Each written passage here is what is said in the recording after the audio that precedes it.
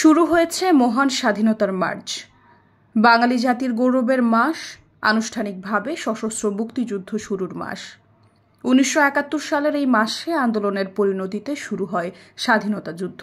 এই মাসেই পাকিস্তানি বাহিনীর বিরুদ্ধে দীর্ঘ ২৩ বছরের আন্দোলন সংগ্রামের চূড়ান্ত পর্বে এসে শুরু হয় সশস্ত্র মুক্তিযুদ্ধ। ১৯৭১ সালের ৭ মার্চ সাবেক রেসকোর্স ময়দানে এক ঐতিহাসিক ভাষণে পাকিস্তানি শাসকদের হুঁশিয়ারি দেন বঙ্গবন্ধু শেখ মুজিবুর রহমান। ১৯৫২ সালের ২১শে ফেব্রুয়ারি ভাষার জন্য যে আগুন জ্বলে উঠেছিল, সে আগুন যেন ছড়িয়ে পড়ে বাংলার সর্বত্র। এরপর যুক্তফ্রন্ট নির্বাচন, ৬২ এর শিক্ষা আন্দোলন, ৬৬ এর ৬ দফা এবং ৬৯ এর গণ অভ্যুত্থানের সিঁড়ি বেয়ে ৭১ এর মার্চ বাঙালির জীবনে নিয়ে আসে নতুন বার্তা। দীর্ঘ ৯ মাস রক্তক্ষয়ী যুদ্ধের পর বিশ্ব মানচিত্রে বাংলাদেশ নামে স্বাধীন সার্বভৌম রাষ্ট্রের জন্ম হয়। ১৯৭১ সালের ১ মার্চ সারা দেশ আন্দোলনে উত্তাল। পাকিস্তানের তৎকালীন প্রেসিডেন্ট ইয়াহিয়া খান এদিন বেতার ভাষণে ৩রা মার্চের গণপরিষদের অধিবেশন স্থগিত ঘোষণা করেন।